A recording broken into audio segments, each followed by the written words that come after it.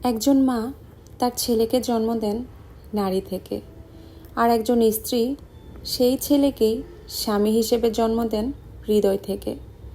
একজন মা তার অদেখা ছেলেকে অনুভব করে পেটে হাত রেখে 10 মাস 10 দিন, আর একজন স্ত্রী সেই অচেনা ছেলেকেই অনুভব করে বুকে হাত রেখে সারাটা জীবন।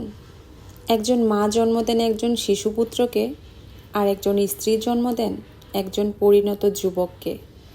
একজন মা তার সন্তানকে হাত ধরে হাঁটতে শেখান, আর একজন স্ত্রী সেই সন্তানের হাত ধরেই জীবনের সমস্ত পথটা হাঁটেন। একজন মা তার সন্তানকে কথা বলতে শেখান, আর একজন স্ত্রী প্রিয় বন্ধু হয়ে সারা জীবন তার কথা বলার সঙ্গী হয়ে ওঠেন। সন্তানের দায়িত্ব কাঁধে আসতেই মা তার সমস্ত পৃথিবী ভুলে যান।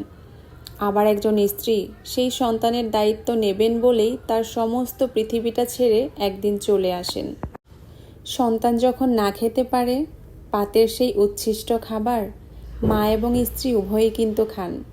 আবার সন্তান এবং স্বামীর মঙ্গল কামনায় স্ত্রী এবং মা দুইজনেই উপবাস করেন। সন্তানকে বড় করেও সন্তানের থেকে প্রতিটা মাকেই আঘাত পেতে হয়। আবার স্বামীকে বিয়ে করেও প্রত্যেকটা স্ত্রীকে এক না একদিন নির্যাতিত হতেই হয়।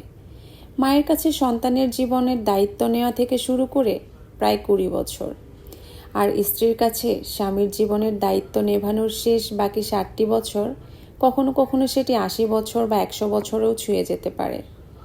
সন্তানের শৈশবে তার মলমূত্র মাই পরিষ্কার করেন।